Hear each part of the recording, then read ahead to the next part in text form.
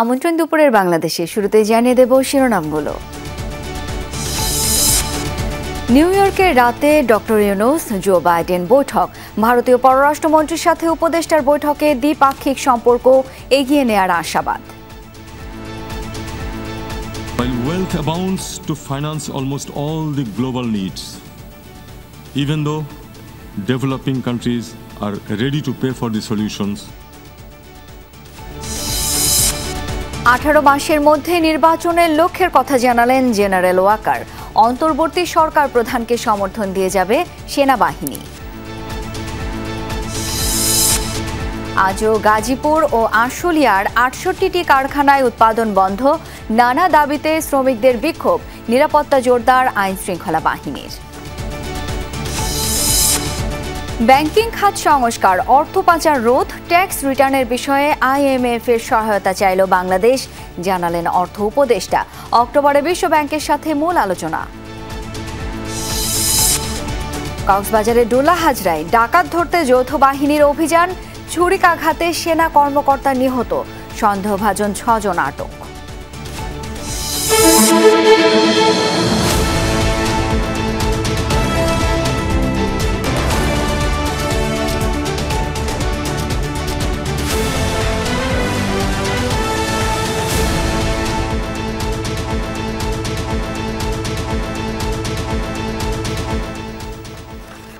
দেখছিলেন শিরোনামগুলো। এছাড়াও দেশ বিদেশের আরও খবর নিয়ে দুপুরের বাংলাদেশে আপনাদের সাথে আছি আমি শাওন দত্ত।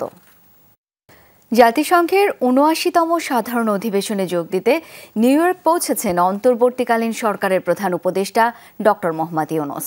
প্রধান উপদেষ্টা এবং তার সফর সঙ্গীদের বহনকারী কাতার এয়ারওয়েজের একটি বাণিজ্যিক ফ্লাইট যুক্তরাষ্ট্রের সময় সোমবার রাত 10টা 10 মিনিটে নিউ ইয়র্কের জন এফ কেনেডি আন্তর্জাতিক বিমানবন্দরে অবতরণ করে।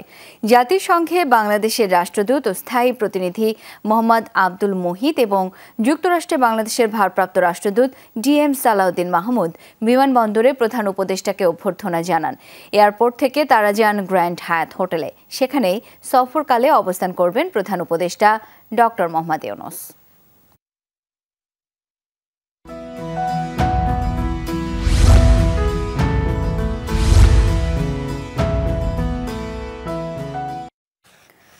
আজই মার্কিন প্রেসিডেন্ট জো বাইডেনের সাথে প্রধান উপদেষ্টা ডক্টর মোহাম্মদ ইউনূসের বৈঠক হবার কথা। বাংলাদেশ সময় রাত 9টা নাগাদ হবে 15 মিনিটের এই বৈঠক। এতে বাংলাদেশের সাথে শুধু যুক্তরাষ্ট্রের নয়, বিশ্বের গুরুত্বপূর্ণ দেশগুলোর সাথেও সুসম্পর্ক গড়ে উঠবে মনে করছেন সফর সঙ্গী ও বিশ্লেষকরা। তাদের মতে বহু কাঙ্ক্ষিত GSP সুবিধার বিষয়টিও এই বৈঠকে গুরুত্ব পাবে। জাতিসংঘের সদর দপ্তর থেকে আরও জানাচ্ছেন আমাদের বিশেষ প্রতিনিধি আব্দুল্লাহ তুহিন। জাতিসংঘ সাধারণ পরিষদের ৭৯তম অধিবেশনে যোগদানের আগেই ব্যাপক আলোচনায় অন্তর্বর্তীকালীন সরকারের প্রধান উপদেষ্টা ডক্টর মোহাম্মদ ইউনূস। ছাত্র জনতার গণ অভ্যুত্থানে হাসিনা সরকারের পতনের পর সরকারের দায়িত্বে আসা মোহাম্মদ ইউনূস সম্মেলনে কিভাবে বাংলাদেশকে উপস্থাপন করবেন সেটি নিয়েও চলছে আলোচনা। সবকিছু ছাপিয়ে জো বাইডেন আর ডক্টর ইউনূসের দ্বিপাক্ষিক বৈঠকের বিষয়টি আলোচনায় তুঙ্গে। প্রধান উপদেষ্টার সফর সঙ্গী আলোকচিত্রী সাংবাদিক শহীদুল আলমের মতে আলোচনায় উঠে আসতে পারে ভারত বাংলাদেশ সম্পর্কের বিষয়টিও। এই মুহূর্তে শেখ হাসিনা ভারতে রয়েছেন, সেটার ব্যাপারে কোনো আলাপ হবে কিনা সেগুলি আমরা জানি না, কিন্তু আমাদের অনেক কিছু পাবার আছে, অনেক রকমের দাবি আছে এবং ভারতের সাথে বাংলাদেশের একটা মানে দ্বিপাক্ষিক একটা শ্রদ্ধার সম্পর্ক থাকবে, সেটাই তো আমরা আশা করি।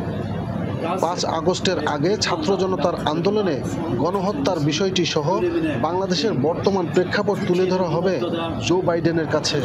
প্রফেসর ইউনূস যে এই অধিবেশনে খুব গুরুত্বপূর্ণ ভূমিকা রাখছেন সেটা নিঃসন্দেহে। স্বৈরাচারকে এইভাবে সরানো যায় এটা কিন্তু একটা দৃষ্টান্ত, এবং এই দৃষ্টান্ত থেকে শুধু আমেরিকা না, সারা পৃথিবী আমার মনে হয় দেখতে চাইবে। এবং আজকে আমি যখন গেলাম তখন অনেকে দেখলাম কৌতূহলটা সাংঘাতিক। বিশ্বের অন্যতম ক্ষমতাধর যুক্তরাষ্ট্রের কাছে GSP সুবিধা ফিরে পাওয়ার বিষয়ে একটি সুরাহা আসবে বলেও মনে করেন বিশেষজ্ঞরা। গার্মেন্টের যে আমাদের যে বিষয়টা বন্ধ করা হয়েছিল স্বৈরাচারী হাসিনার সময় তার অপকর্মের কারণে। এটা যদি চালু হয় তাহলে আমরা লক্ষ লক্ষ এমপ্লয়মেন্ট পাবো দেশে, আমরা দেশ থেকে অনেক গার্মেন্টকে দেশে পাঠাতে পারবো, এতে আমাদের অর্থনৈতিক সাশ্রয় বেড়ে যাবে। এবারের সম্মেলন বাংলাদেশের অন্তর্বর্তীকালীন সরকারের পক্ষে বিশ্ব নেতাদের কাছ থেকে ইতিবাচক মনোভাব এবং জোরালো সমর্থন আদায়ের একটি মোক্ষম সুযোগ বলেও মনে করেন তারা। তৈরি পোশাক শিল্পের সবচেয়ে বড় বাজার যুক্তরাষ্ট্র, এবং সেই যুক্তরাষ্ট্রের বাজারটি নিয়ে নানা রকম সন্দেহ, শঙ্কা এবং নানা রকম সমস্যা তৈরি হয়েছিল বিগত বছরগুলোতে। জো বাইডেনের সাথে বৈঠকে সেই সমস্যাগুলো কাটিয়ে যুক্তরাষ্ট্রের বাজার নতুন এক দিগন্তর উন্মোচন করবে বলে আশা করছেন ব্যবসায়ীরা। আব্দুল্লাহ তুহিন, যমুনা নিউজ, জাতিসংঘ সদর দপ্তর, নিউ ইয়র্ক। নিউ ইয়র্কে ভারতের পররাষ্ট্রমন্ত্রী এস জয়শঙ্করের সাথে বৈঠক করেছেন পররাষ্ট্র উপদেষ্টা মোহাম্মদ তৌহিদ হোসেন। পররাষ্ট্র মন্ত্রণালয়ে এক বার্তায় জানায়, জাতিসংঘ সাধারণ পরিষদের অধিবেশনের ফাঁকে বৈঠক করেন তৌহিদ হোসেন ও এস জয়শঙ্কর। তারা উভয় দেশের পারস্পরিক স্বার্থ সংশ্লিষ্ট বিষয় নিয়ে আলোচনা করেন। ভারতীয় পররাষ্ট্রমন্ত্রী নিজের টুইটার থেকে এই বৈঠক বিষয়ে একটি বার্তা পোস্ট করেন। অন্তর্বর্তী সরকার গঠনের পর বাংলাদেশ ও ভারতের মধ্যে উচ্চ পর্যায়ে এই প্রথম কোনো বৈঠক অনুষ্ঠিত হলো। পারস্পরিক স্বার্থ সংশ্লিষ্ট বিষয়ে সম্পর্ক এগিয়ে নিয়ে যাওয়ার ব্যাপারে দুই পক্ষ সম্মত হয়েছে।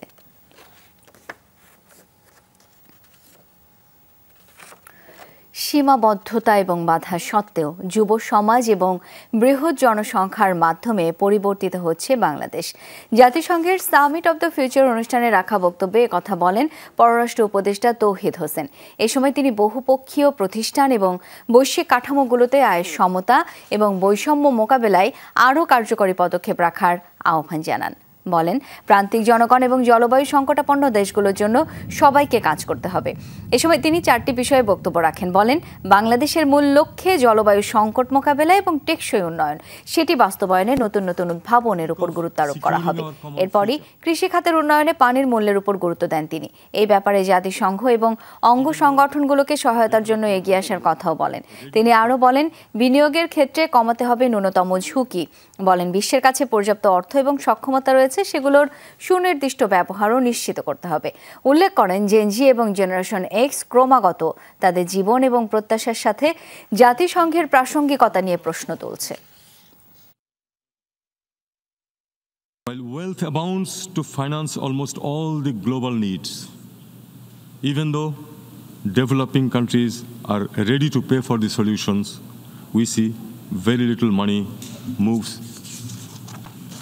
to critical developmental issues such as climate adaptation, securing future of water for farmers, etc. 1.5 বছরের মধ্যে যাতে নির্বাচন আয়োজন করা সম্ভব হয় সেজন্য অন্তর্বর্তী সরকারকে সমর্থন দেবেন বাংলাদেশের সেনাপ্রধান জেনারেল ওয়াকারুজ্জামান। রয়টার্সকে দেয়া সাক্ষাৎকারে এমন মন্তব্য করেন তিনি।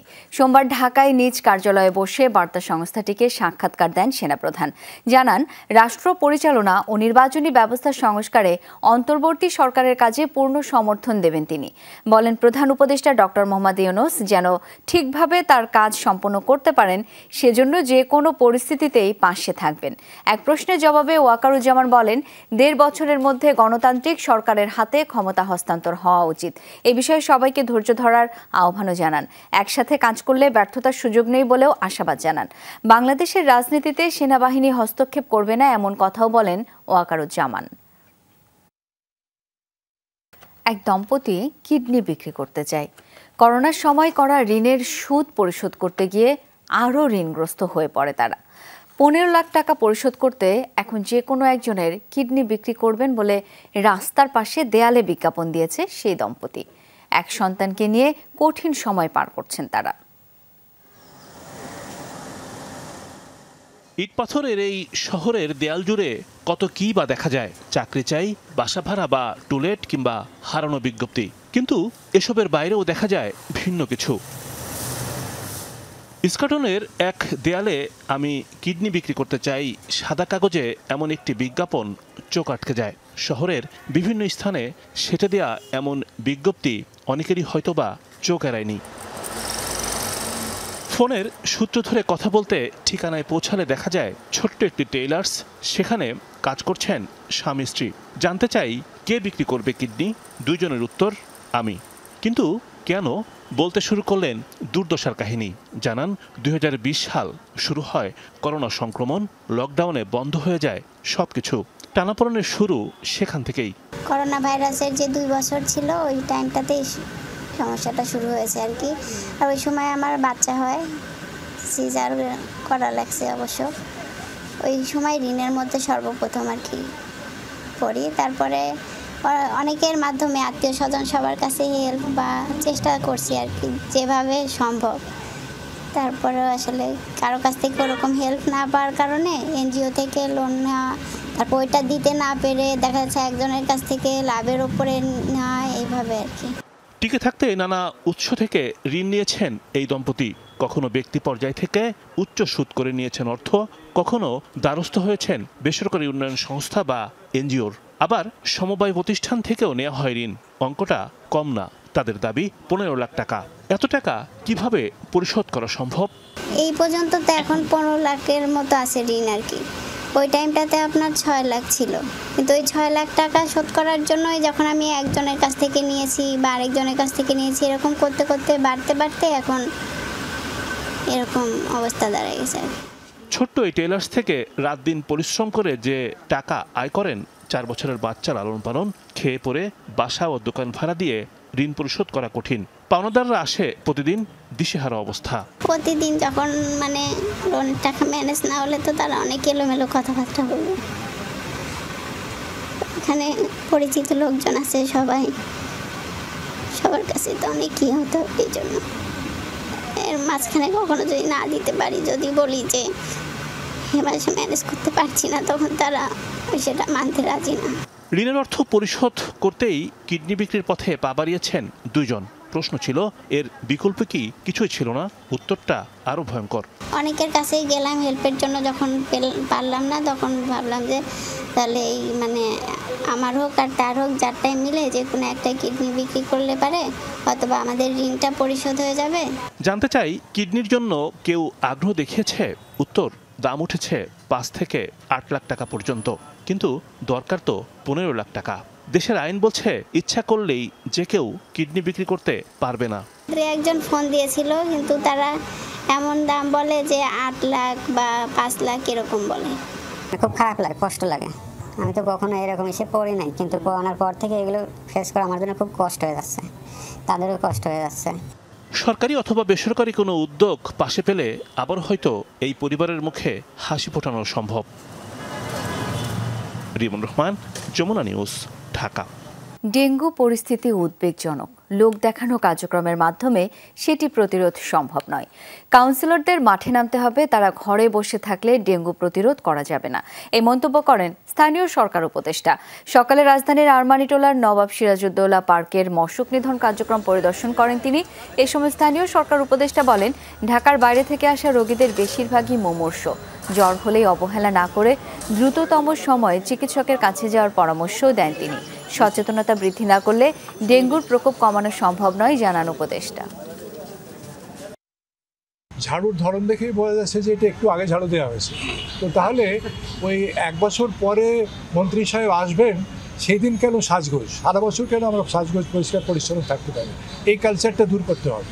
কাউন্সিলর সাহেবরা আছেন, ওনাদেরকেও আমি আজকে বললাম যে আপনারা শুধু অফিসে যাবেন আর বাসায় থাকবেন, তাহলে তো হবে না। আপনার দায়িত্ব তো হচ্ছে সিভিক অ্যামেনিটিস যেটাকে বলে, মানুষের যে প্রয়োজনগুলো সেগুলো আপনারা দেখবেন। গাজীপুর ও আশুলিয়ার 68টি কারখানার উৎপাদন বন্ধ, তবে বাকি কারখানাগুলোয় কর্মপরিবেশ স্বাভাবিক।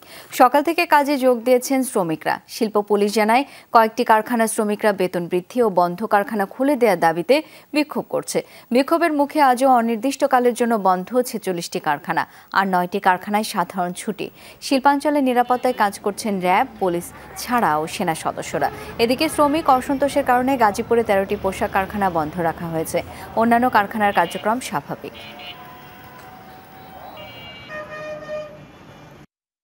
পারস্পরিক যে সমঝোতা বা যে সম্পর্ক উন্নয়নের মাধ্যমে ফ্যাক্টরিগুলি খুলে দেওয়ার জন্য আমরা মালিকদের প্রতি আহ্বান জানিয়েছি এবং শ্রমিকদের প্রতি আহ্বান জানিয়েছি যেন কর্মপরিবেশটা স্বাভাবিক রাখে, কোনো ধরনের ধর্মঘট, কাজ না করে বসে থাকা, এই বিষয়গুলো যেন পরিহার করা হয়।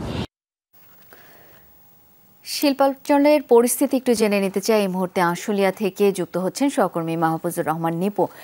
শ্রমিকদের বিক্ষোভ এখনো চলছে কিনা এবং বাকি যে কারখানা সেগুলোর কার্যক্রম কি স্বাভাবিক আছে?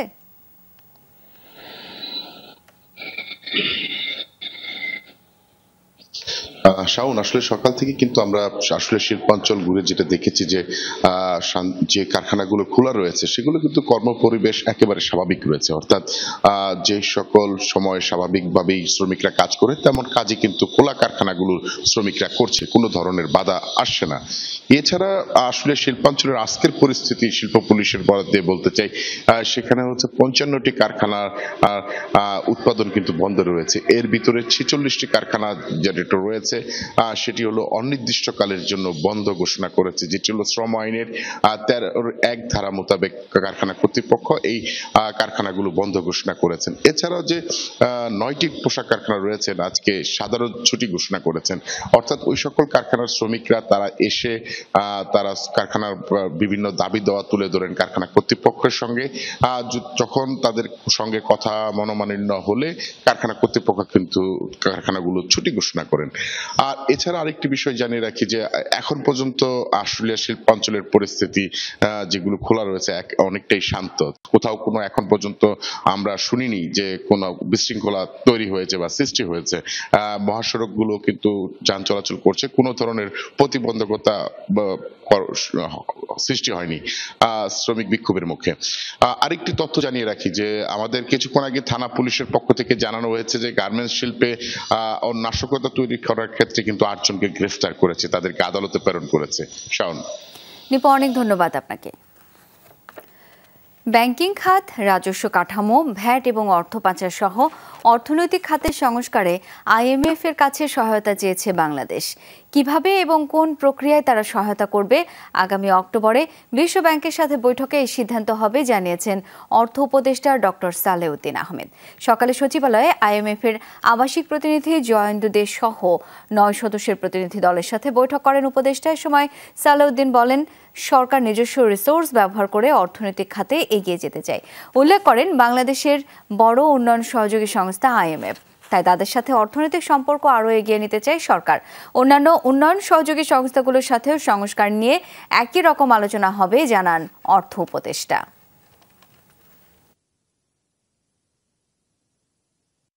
কারা কি সাহায্য দেখবে এটা কোঅর্ডিনেট করে IMF কে আমার স্পেসিফিক বলে ওদের কি কি দরকার সাহায্য, আমার ইসে আছে, অন্যান্য এমবেসি আছে, অন্য ওয়ার্ল্ড ব্যাংক আছে, ADB আছে, তাদের কি লাগবে। অতএব আমরা ডুপ্লিকেশন না করে, মানে কোন রকম না করে আমরা একযোগে যেন সবাই যেন একসাথে এফোর্ট করতে পারে। অত 2-3টা সংস্থা একই কাজ করবে কিন্তু রিসোর্স লাগবে বেশি, অত সেটা নিয়ে আলোচনা। নভেম্বরের 1 তারিখ থেকে পলিথিন কারখানার বিরুদ্ধে অভিযান পরিচালনা করা হবে জানিয়েছেন পরিবেশ, বন, জলবায়ু পরিবর্তন ও পানি উপদেষ্টা সৈয়দা রেজওয়ানা হাসান। দুপুরে মোহাম্মদপুর টাউন হল সুপার মার্কেটে পলিথিন ব্যবহার বন্ধ নিয়ে ছিল মতবিনিময় সভা। সেখানে উপদেষ্টা বলেন, 1 অক্টোবর থেকে সুপার শপে এবং 1 নভেম্বর থেকে বাজারগুলোতে পলিথিন ব্যাগ নিষিদ্ধ করা হলো। বলেন, পলিথিন বদলে পাট, কাপড়, কাগজের ব্যাগ ব্যবহার করতে হবে। তিনি বলেন, এগুলো বাজারে পর্যাপ্ত এবং সুলভ মূল্যে কিনতে পারবেন ক্রেতারা। উপদেষ্টা বলেন, আমরা ভয়, শাস্তি বা অভিযান দিয়ে নয়, বরং মানুষকে উদ্বুদ্ধ করে পলিথিনের বিকল্প ব্যবহার বাড়াতে চাই। তিনি বলেন, পরিবেশ, প্রতিবেশ এবং জীবজগতের জন্য অভিশাপ এই পলিথিন ব্যবহার বন্ধ করতেই হবে। তবে ক্রেতা ও বিক্রেতারা বলছেন, কাঁচা মাছ, মাংস বহনের জুৎসই বিকল্প না হলে মিলবে না সুফল।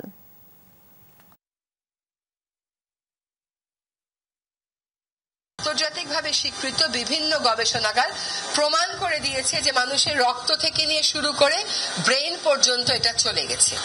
সুতরাং এইটার ব্যাপারে আমাদের আসলে কঠোর হওয়ার, সতর্ক হওয়ার, উদ্যোগী হওয়ার সময় আমি বলবো পার হয়ে গেছে। আমরা বরং দেরিতে শুরু করলাম, আমরা আইন করে আইনটা প্রয়োগ করলাম না। যমুনা টেলিভিশনে খবর প্রচারের পর বান্দরবানের থানচি উপজেলার রেমাক্রি ইউনিয়নের দুর্গম পাড়ার 350 পরিবারের কাছে পৌঁছে দেওয়া হয়েছে ত্রাণ। অসুস্থদের চিকিৎসাও দিয়েছে ত্রাণের সাথে যাওয়া মেডিকেল টিম। বাটিং মার্মা তথ্য ছবিতে বিস্তারিত জানাচ্ছেন আখলাকুস সাফা। গেল বছরের বন্যা আর পাহাড় ধসের পর এবারের বন্যা আর অতিবৃষ্টিতে তীব্র খাদ্য সংকটে রেমাক্রির দুর্গম পাহাড়ি এলাকার মানুষ। সরেজমিন পরিস্থিতি দেখে এসে 13 সেপ্টেম্বর এই রিপোর্ট প্রচার করে যমুনা টেলিভিশন। কিছুই নাই, বাঁশকুড়ু খেতে যে বাঁশকুড়ু নিয়ে সিদ্ধ করে ওতে খায় বলে লবণ দেয়। 18 সেপ্টেম্বর সীমান্তবর্তী ওই 3 ওয়ার্ডের রিজার্ভ এলাকায় ত্রাণ নিয়ে রওনা দেয় যমুনা টিভি সহ স্থানীয় গণমাধ্যম প্রতিনিধিরা। এ কাজে হাত বাড়িয়ে দেয় সচেতন যুব সমাজের গড়া স্বেচ্ছাসেবক দল ও হিউম্যান এইড বাংলাদেশ ফাউন্ডেশন, সাথে ঢাকা বিশ্ববিদ্যালয়ের কেয়ার গিভার্স টিম ও বান্দরবান হেডম্যান কারবারি কল্যাণ পরিষদ। থানচি থেকে 25টি ইঞ্জিন বোটে যাত্রা শুরু করে প্রথম দিন বড় মোদেকে পৌঁছায় ত্রাণ দল। পথে ছিল নানা প্রতিবন্ধকতা। আমাদের থানচি উপজেলার অলমোস্ট 21টা পাড়ার জনগণের যে খাদ্য ঘাটতি হয়েছে, সে কারণে আমরা যখন জানতে পেরেছি যমুনা টিভির মাধ্যমে, এটার পরিপ্রেক্ষিতে বিভিন্ন জন সাহায্যের মাধ্যমে আমরা অনেকগুলো ত্রাণ পেয়েছি। পরের দিন সকাল 8টায় আবারও যাত্রা সীমান্তবর্তী বুলুপাড়ায়, পৌঁছাতে হয়ে যায় বিকেল। পরের দিন সকালে বিভিন্ন পাড়ার মানুষ জড়ো হয় সেখানে। খাদ্যের পাশাপাশি দেয়া হয় তাদের চিকিৎসা সেবা। 57 বিজিবির সহায়তায় 7টি স্পটে চলে ত্রাণ ও চিকিৎসা সেবা কার্যক্রম। গত বছরে বন্যা ও পাহাড় ধসে অনেকেরই জুম ফসল ভেসে যায়, ঘরে তুলতে পারেনি। এ বছরেও অতিবৃষ্টির কারণে নদীর স্রোত থাকায় যোগাযোগ বিচ্ছিন্ন হওয়ায় খাদ্য সংকটে ছিল 2 মাস ধরে। আপনাদের সহযোগিতা পেয়ে খুশি এবং ধন্যবাদ জানাই। আমার জুমের ফসল ঘরবাড়ি বন্যায় ভেসে গেছে, খুব কষ্টে আছি। আপনাদের সহযোগিতার জন্য কৃতজ্ঞতা জানাই। থেকে যে লোকটা আসতেছে আমাদেরকে গরিব দুঃখের মানুষদেরকে চাউল আর নাপি ওষুধপত্র দিতেছে, এটা খুব আমরা খুশি আছি। ডাক্তার কিংবা ক্যাম্পের স্বাস্থ্যকর্মী আসা খুবই অসম্ভব ব্যাপার। আমরা যে নিজে আসছি এখানে, এমনি পথটা অনেক কঠিন। আসা যে আমরা আসছি এখানে অনেক দূরের কঠিন দুর্গম একটা পথ, অনেক খরচ করার পরও তারপরও আসতে গিয়ে যে অনেক বিপদের সম্মুখীন হতে হয়। সেজন্যই হয়তো হেলথ ক্যাম্প কিংবা ক্যাম্প করতে আসা অনেক কঠিন ব্যাপার, অনেক রিস্ক নিয়ে আসতে। আসার পর আমরা আসলাম, এসে দেখলাম যে এখানে অনেক রোগী আছে। সবাই সম্মিলিতভাবে যতটুকু পেরেছি এখানকার লোকদের মাঝে আমরা কিছু খাদ্য বিতরণ করেছি, কিছু কাপড় চোপড় এনেছি, সেটাও আমরা বিতরণ করেছি। বিভিন্ন পাড়াতে ত্রাণ দিয়ে এসেছি। আমরা সবাই দেখলাম যে আসলে এই ওনাদের জন্য ত্রাণ খুব জরুরি ছিল। এবছরও নষ্ট হয়েছে সেখানকার জুমের ফসল, তাই আগামী বছরও খাদ্য সংকটের শঙ্কা আছে। স্থানীয়রা চান এ সংকটের স্থায়ী সমাধান হোক। আখলাকুস সাফা, যমুনা নিউজ। কক্সবাজারের চকরিয়ায় যৌথ বাহিনীর অভিযানে ডাকাতদের হামলায় এক সেনা কর্মকর্তা নিহত হয়েছেন। এই ঘটনায় 6 জনকে আটক করেছে আইনশৃঙ্খলা বাহিনী। সোমবার রাতে অভিযান চলাকালে ডুলা হাজারার মাইজপাড়া এলাকায় ডাকাতের ছুরিকাঘাতে গুরুতর আহত হন লেফটেন্যান্ট তানজিম সারোয়ার নির্জন। রামু সম্মিলিত সামরিক হাসপাতালে নেওয়া হলেও তার মৃত্যু হয়। চকরিয়া থানার ওসি মঞ্জুর কাদের ভুইয়া জানান, মাইজপাড়া গ্রামে অস্ত্র উদ্ধার অভিযানে যায় যৌথ বাহিনীর একটি দল। রাত 12:30টার দিকে একটি বাড়ি ঘিরে ফেলেন তারা। এক পর্যায়ে লেফটেন্যান্ট তানজিমের সাথে ডাকাতদের ধস্তাধস্তি হয়। কক্সবাজার সদর হাসপাতালের তানজিমের ময়নাতদন্ত সম্পন্ন হয়েছে। নিহতের বাড়ি টাঙ্গাইল সদর উপজেলার বেতকা গ্রামে। এই ঘটনায় জিজ্ঞাসাবাদের জন্য 3 জনকে আটক করেছে সেনাবাহিনী। তাছাড়া ডাকাত দলের সদস্য হিসেবেও 3 জনকে আটক করা হয়েছে।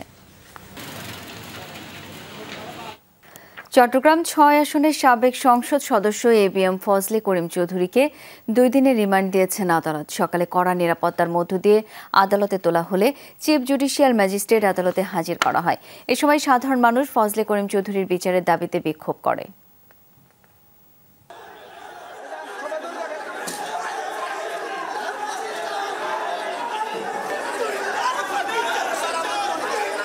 সকালে চট্টগ্রাম 6 আসনের আলোচিত সাবেক সংসদ সদস্য ABM ফজলে করিম চৌধুরীকে আদালত থেকে কারাগারে নেওয়ার সময় তাকে বহনকারী প্রিজন ভ্যান লক্ষ্য করে ডিম ছুড়ে মারে বিক্ষুব্ধ জনতা।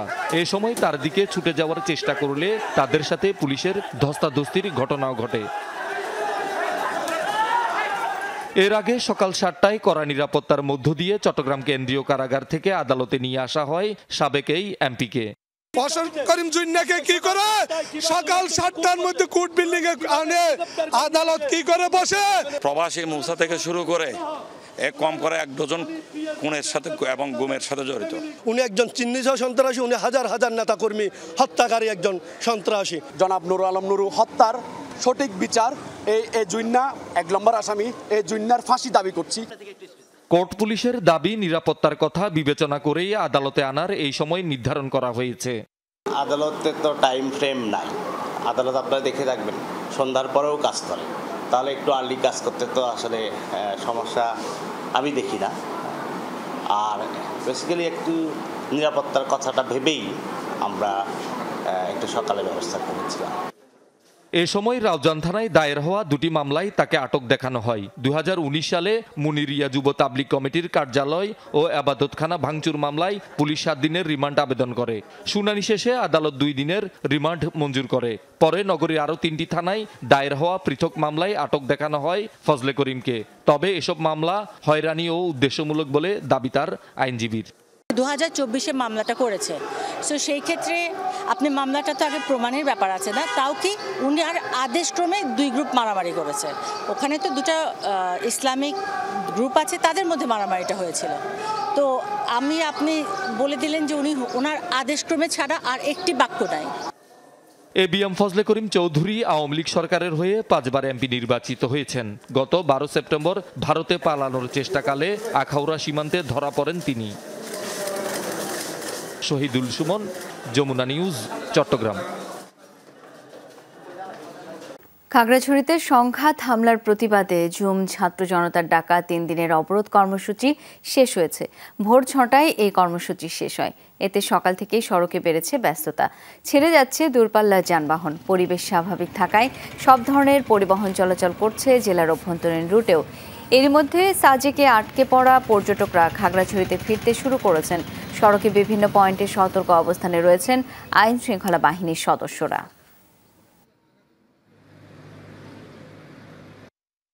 তো কাউন্টারও বন্ধ ছিল, তো আজকে সকালে গেছি দেখি যে কাউন্টারও খোলা আছে। তো আজকে ওনারা বললো ক্লিয়ারেন্স দিলে যে আজকে কোনো অসুবিধা নেই, আপনারা যেতে পারবেন। অনেক আনন্দ লাগতেছে, আমাদেরকে খুব ভালো লাগতেছে, কারণ আমরা অনেক দূর থেকে আসছি। তো মানে আমরা যদি থাকতেও পারি, থাকিও যদি আমাদের একটু কষ্ট হয়, তারপর যদি জিনিসটার জায়গাটা দেখে যাইতে পারি, অনেক আনন্দ লাগবে। এখন থেকে নিয়মিত খাগড়াছড়ি চট্টগ্রাম রোডে গাড়ি চলাচল চলবে। দর্শক, এই মুহূর্তে খাগড়াছড়ির পরিস্থিতি একটু জেনে নিতে চাই। যুক্ত হচ্ছেন সহকর্মী শাহরিয়ার ইউনুস। শাহরিয়ার, অবরোধ শেষ হবার পর দীঘিনালার এখনকার পরিবেশ সম্পর্কে জানতে চাই। জনজীবন ও পর্যটকদের চলাচল কতটা স্বাভাবিক হলো সেটা একটু বলবেন। শাওন, অবরোধ শেষ হওয়ার পর থেকেই খাগড়াছড়িতে একেবারেই স্বাভাবিক পরিবেশ। বিভিন্ন সড়কে যানবাহন চলাচল করছে, আভ্যন্তরীণ সড়কে বিভিন্ন পরিবহন ছেড়ে যাচ্ছে এবং দূরপাল্লা থেকেও খাগড়াছড়িতে বিভিন্ন পণ্যবাহী যাত্রীবাহী বাস আসা যাওয়া করছে, সেটা আমরা দেখতে পাচ্ছি। আর দীঘিনালার পরিবেশ একেবারেই খাগড়াছড়ির জেলা সদরের মতোই একেবারে দীঘিনালার পরিবেশ। সেখানে সব ধরনের পরিবহন চলাচল করছে। আমরা দেখেছি যে ওখানে একদম শান্তিপূর্ণ একটা পরিবেশ, যেখানে সব ধরনের হাট বাজার থেকে শুরু করে দোকানপাট, পরিবহন সবকিছু একেবারে স্থির স্বাভাবিক হয়ে আছে, সেই বিষয়টা আমরা দেখছি। আর এছাড়া ওখানকার পাহাড়ি বাঙালি যে গ্রামগুলো রয়েছে, সেখানে মানুষের যে উভয় সম্প্রদায়ের লোকজনের চলাচলটা একেবারে স্বাভাবিক, সেটা আমরা দেখতে পাচ্ছি। আর রাঙামাটির হাজিগামী যে সকল পর্যটক রয়েছে, তারা সকাল থেকেই নিরাপত্তা বাহিনীর প্রহরায় তারা আসা যাওয়া করছেন। প্রতিমধ্যে এখন পর্যন্ত কোথাও কোন ধরনের শাহরিয়ার, বুঝতে পেরেছি, অনেক ধন্যবাদ আপনাকে। ইসরায়েলি বাহিনীর পুরোদস্তুর আগ্রাসনে রক্তক্ষয়ী দিন দেখল লেবানন। টানা বোমা হামলায় প্রায় 500 প্রাণহানি হয়েছে, আহত 1600-র বেশি। ইসরায়েলি প্রধানমন্ত্রী বেনিয়ামিন নেতানিয়াহুর দাবি, সাধারণ লেবানিজ নয় বরং সশস্ত্র গোষ্ঠী হিজবুল্লাহর বিরুদ্ধে এই যুদ্ধ। কিন্তু বাস্তবতা হলো হতাহতদের বেশিরভাগই বেসামরিক নাগরিক। চুপ নেই হিজবুল্লাহ, জবাবে ইসরায়েলি ভূখণ্ডে 2 শতাধিক রকেট ছুড়েছে গোষ্ঠীটি।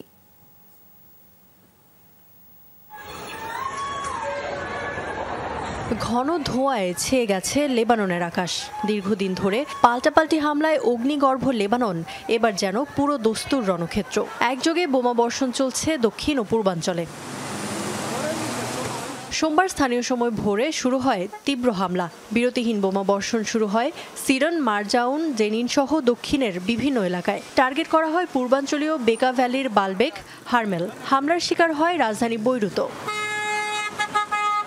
স্থানীয় গণমাধ্যমগুলো বলছে স্বাস্থ্যকেন্দ্র, অ্যাম্বুলেন্স, বেসামরিকদের বাড়িঘর, এমনকি চলন্ত যানবাহনকে লক্ষ্য করে বোমা বর্ষণ করছে ইসরায়েলি সেনাবাহিনী। কয়েক ঘন্টায় দক্ষিণাঞ্চলেই ৩০০টির বেশি বিমান হামলা চালায় আইডিএফ। পরে হামলা চালানো হয় রাজধানী বৈরুতেও।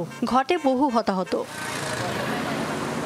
দিনভর বর্বরতা চালানোর পর লেবাননের বেসামরিকদের উদ্দেশ্যে একটি ভিডিও বার্তা দেন ইসরায়েলি প্রধানমন্ত্রী বেনিয়ামিন নেতানিয়াহু।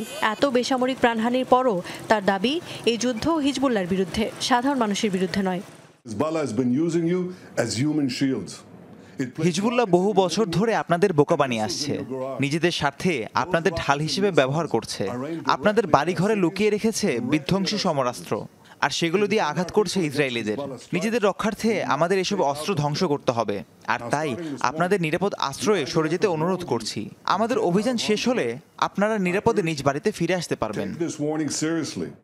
এদিকে লেবাননের বাসিন্দাদের অভিযোগ, নিরাপদ স্থানে সরে যাওয়ার ঘোষণা দিলেও তার জন্য পর্যাপ্ত সময় দেয়নি নেতানিয়াহু প্রশাসন। যেসব গাড়িতে করে নিরাপদ আবাসের খোঁজে পালাচ্ছিলেন তারা, সেগুলোও হামলা থেকে রেহাই পায়নি। হঠাৎ আমাদের বাড়িঘরে হামলা শুরু করে দিয়েছে ইসরায়েলিরা। নিরাপদ আশ্রয়ে সরে যেতে বলে আবার যানবাহনেও হামলা চালাচ্ছে। জানি না কি হতে যাচ্ছে, কিন্তু নেতানিয়াহুকে বলতে চাই, আমরা ফিরে আসবই। আইডিএফের বিরতিহীন হামলার পাল্টা জবাব দিচ্ছে হিজবুল্লাহ। ইসরায়েলের বিভিন্ন এলাকা লক্ষ্য করে প্রায় 2 শতাধিক রকেট ছুড়েছে গোষ্ঠীটি। ইফাত খন্দকার, যমুনা নিউজ। চেন্নাইয়ের সবচেয়ে জনপ্রিয় ক্রিকেটার কে জানেন? অশ্বিন নয়, ভিন্ন শহরের এক ক্রিকেটার। 2 বাংলাদেশি ক্রিকেটারও জনপ্রিয় চেন্নাইয়ে। একজন চিপকের ঘরের ছেলে মোস্তাফিজুর রহমান, আর দ্বিতীয়জন সাকিব আল হাসান। চেন্নাই থেকে হাসিনুর রহমান জানাচ্ছেন বিস্তারিত। চেন্নাইয়ের সবচেয়ে জনপ্রিয় ক্রিকেটার তিনি, কিন্তু তিনি চেন্নাইয়ের খেলোয়াড় নন। তার জন্ম চেন্নাই থেকে 1735 কিলোমিটার দূরের শহর রাঁচিতে। বলছি ভারতের কিংবদন্তি মহেন্দ্র সিং ধোনির কথা। মূলত চেন্নাই সুপার কিংসের হয়ে আইপিএল এর শুরু থেকে যুক্ত থাকার কারণে ধোনির প্রতি চেন্নাইবাসীর এত ভালোবাসা, এত মুগ্ধতা।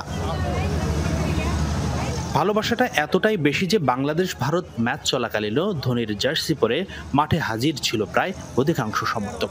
প্রতিটি দোকানেই বছর জুড়ে সবচেয়ে বেশি বিক্রি হয় ধোনির জার্সি। শুধু কি তাই, ধোনি স্পোর্টস, ধোনি এম্পোরিয়াম কিংবা মাহির নামে অসংখ্য দোকান দেখা যায় চেন্নাইতে।